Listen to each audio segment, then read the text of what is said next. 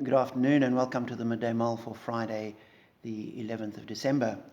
Continuing to read in Luke's Gospel, chapter 23, the trial of Jesus. Right at the end, the crowds are pressing Pilate and they're wanting Jesus to be crucified. And we're told for the third time he spoke to them, verse 22, "Why? What crime has this man committed? I have found in him no grounds for the death penalty. Therefore, I will have him punished and then release him." So that was Pilate's judgment. I find no grounds to condemn him, but I'll punish him and release him. That was the judicial decision of Pilate. But it continues, but with loud shouts, they insistently demanded that he be crucified. And their shouts prevailed.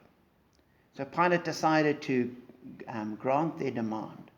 He released the man who'd been thrown into prison for insurrection and murder, the one they asked for, and surrendered Jesus to their will. In one of the other Gospels, it says when he saw that a riot was starting, he said, "Okay, we'll do what you're calling for." And I read that each time and I just think, here's a person who knows what the right thing is, but for expedience and convenience and to make his life easier, he does the wrong thing. And it's very easy to judge and condemn Pilate.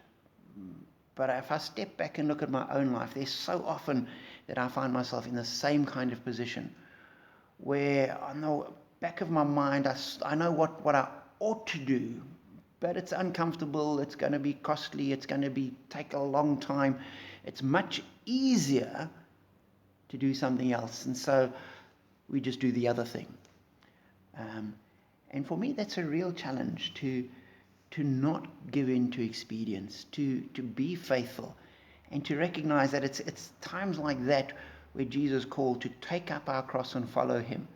Isn't necessarily to go and suffer on a cross, but to do those things when it's not expedient, to be faithful and to do the right thing when it's costly, to carry on and do the right thing, even when other people aren't going to like us for it.